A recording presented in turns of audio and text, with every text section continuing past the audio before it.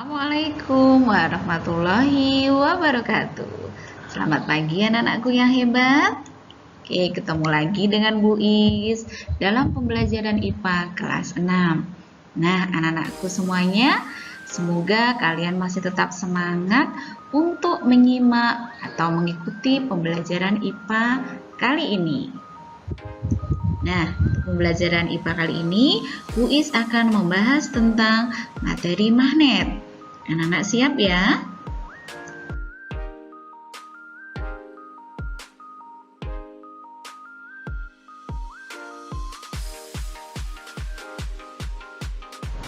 Oke, anak-anakku semuanya, kalian sudah tahu magnet itu apa? Di kelas 5 kalian sudah mempelajarinya tentang magnet, tetapi Bu Is akan menjelaskan lebih detailnya melanjutkan di kelas 6 ini. Magnet apa? Magnet itu adalah benda yang dapat menarik benda-benda tertentu.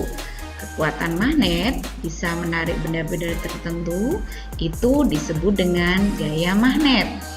Benda-benda yang ditarik oleh magnet itu disebut benda magnetis. Contohnya apa saja benda magnetis itu anak-anakku?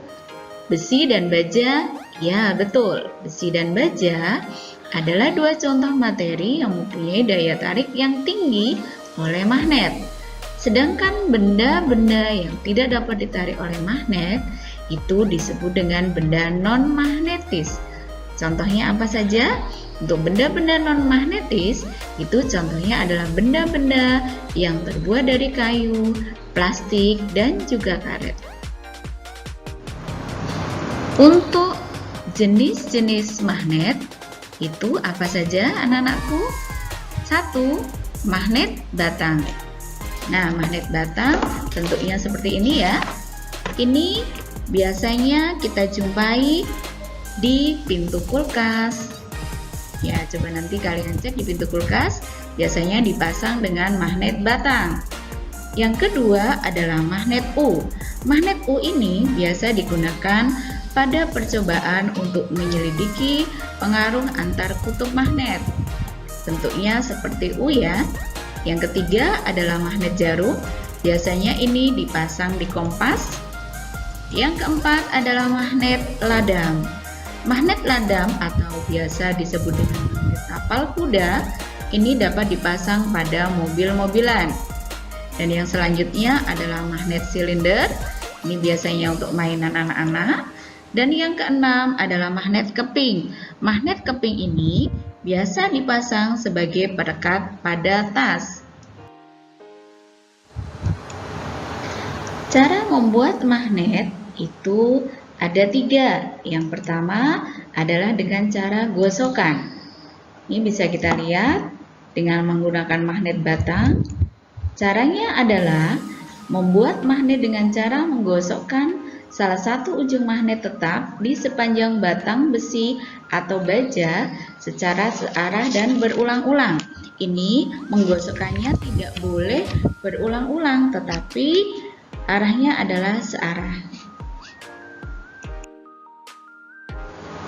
Untuk cara yang kedua yaitu dengan cara induksi. Cara membuat magnet dengan cara induksi yaitu dengan menempelkan benda-benda yang terbuat dari logam atau besi atau baja tadi dengan magnet. Lah, kedua benda tersebut akan menjadi bersifat magnet, namun hanya sementara. Kenapa? Karena sifat kemagnetan benda tersebut akan hilang jika magnet dilepaskan.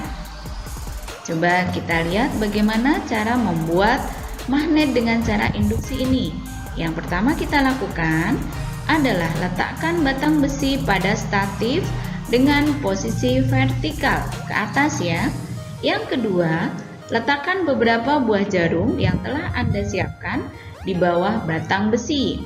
Dan yang ketiga, kamu letakkan magnet kuat di atas batang besi dan juga jepit dengan statif.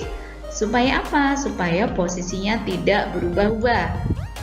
Dan yang keempat, bisa kamu amati jarum yang berada di bawah besi tadi. Jika jarum itu menempel pada batang besi, berarti besi tersebut telah mempunyai sifat kemagnetan. Ini bisa kita lihat pada gambarnya. Anak-anak paham? Jadi tadi kita lihat benda-benda magnetisnya atau bisa jarum, bisa serbuk besi. Kamu letakkan di bawah batang besinya tadi. Kemudian batang besinya dijepit dengan setatif. Kamu amati. Nah, ketika jarumnya tadi menempel pada batang besi, berarti besi tersebut telah mempunyai sifat kemagnetan.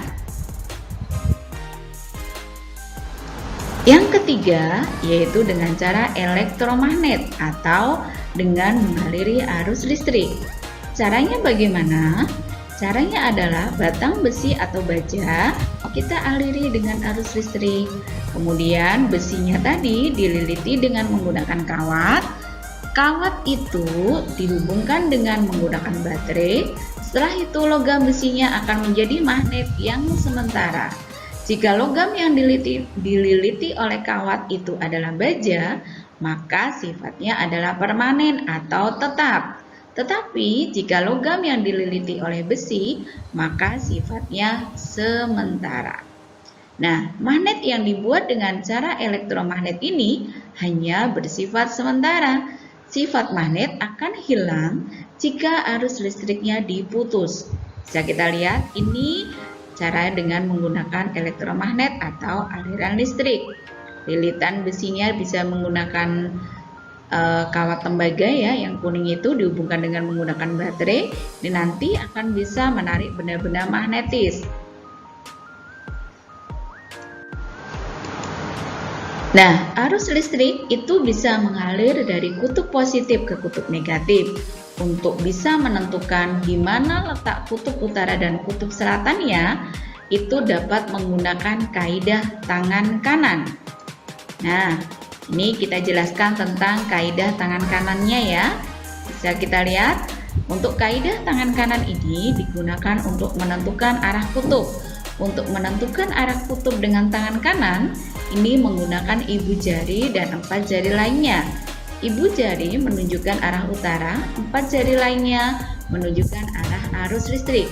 Pastikan tangan kalian ketentuannya seperti posisi pada gambar di bawah ini. Ini bisa kita lihat, ini ibu jarinya ya, yang tangan kanan ini menunjukkan kutub utara, sedangkan 4 jari yang 4 ini mengikuti arah arus listriknya. Inilah yang menunjukkan arah selatan. Anak-anak paham?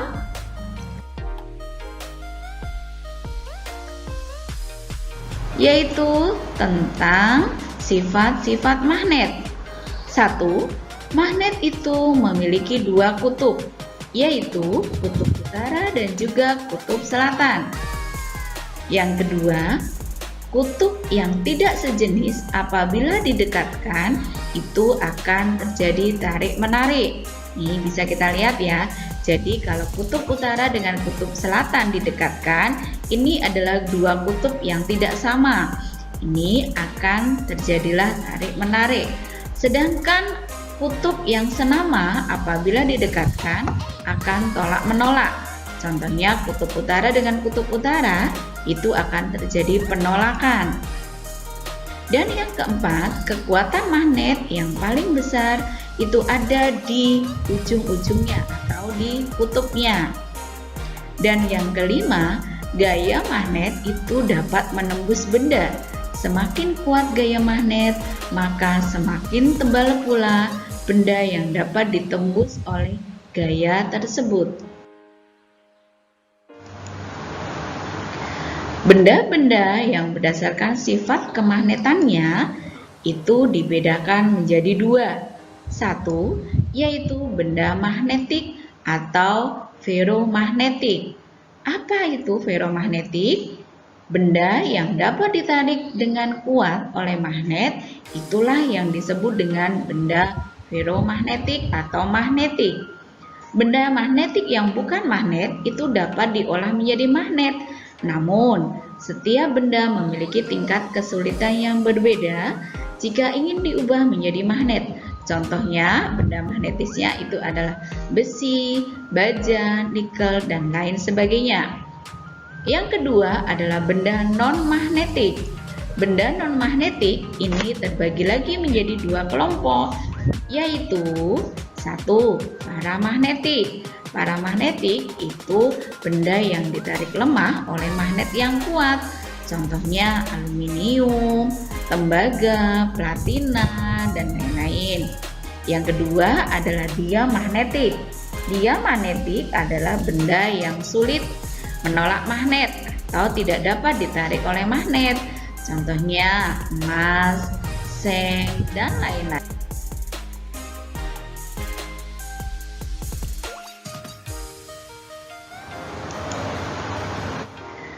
Berdasarkan cara terbentuknya magnet itu dibedakan menjadi dua. Satu, yaitu magnet alam. Apa itu magnet alam? Magnet alam itu terbentuk secara alami, contohnya magnet bumi. Ini pertama kali ditemukan di Magnesia yang sekarang namanya adalah Mansia yang berada di wilayah Turki. Sedangkan yang kedua adalah magnet buatan. Magnet buatan ini adalah magnet yang dibuat oleh manusia. Tadi contohnya seperti yang dijelaskan di depan, itu ada magnet tabung, magnet magnet lada, magnet cincin, magnet jarum, dan lain sebagainya. Yang semuanya magnet buatan itu memiliki kegunaan yang berbeda-beda. Bagaimana cara menghilangkan sifat kemagnetan itu? Memang magnet itu juga bisa hilang sifat kemagnetannya dengan cara satu, kalau dijatuhkan atau dipukul-pukul. Nah, ini akan menjadikan magnet itu hilang sedikit demi sedikit kemagnetannya. Yang kedua, yaitu dengan cara dibakar atau dipanaskan, itu juga akan menghilangkan sifat kemagnetan. Dan yang ketiga, yaitu dengan dialiri arus listrik bolak-balik atau AC. Nah, ini 3 cara menghilangkan magnet tadi, yaitu apa saja anak-anakku? Dijatuhkan, yang kedua dibakar, yang ketiga dialiri arus listrik AC.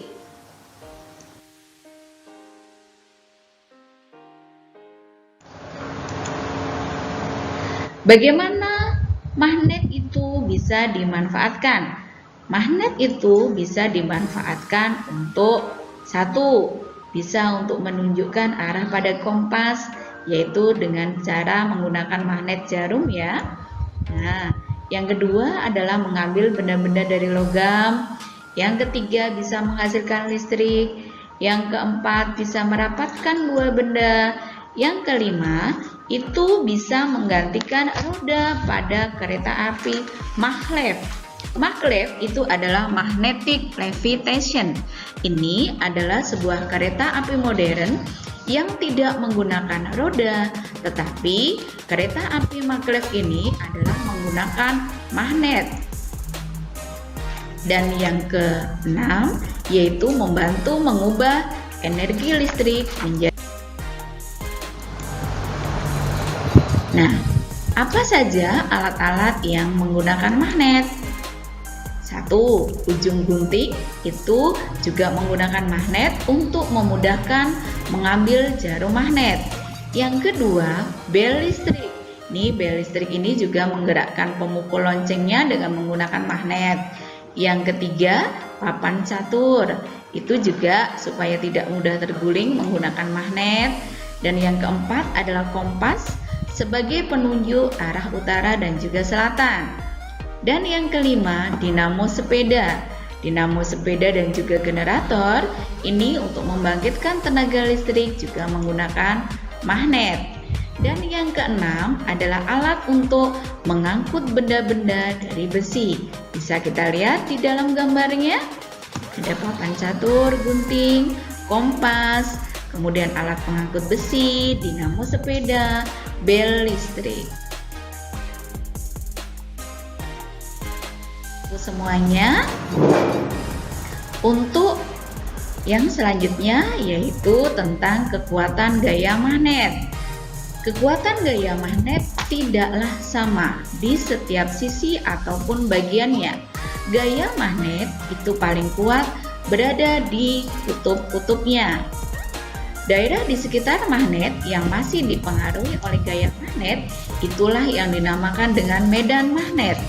Garis gaya magnet itu dapat dengan cara menaburkan serbuk besi pada kertas yang diletakkan di atas magnet. Nih, jika pada suatu tempat garis gaya magnetnya itu rapat, berarti gaya magnetnya semakin kuat. Sebaliknya, jika garis gaya magnetnya renggang, berarti gaya magnetnya itu lemah. Nih kita lihat, ini dengan menggunakan serbuk besi ya. Kita taburkan di kertas, di bawahnya sudah ada magnet batang. Ini bisa kita lihat arah garis gaya magnetnya. Nah, yang ini ketika magnet batang ini ditaburi serbuk besi, bisa kita lihat arah garis gaya magnetnya. Kalau tadi yang gaya magnetnya kuat ini atau garis gaya magnetnya rapat, berarti gaya magnetnya kuat. Tapi kalau garis gaya magnetnya renggang, berarti garis gaya magnetnya lemah.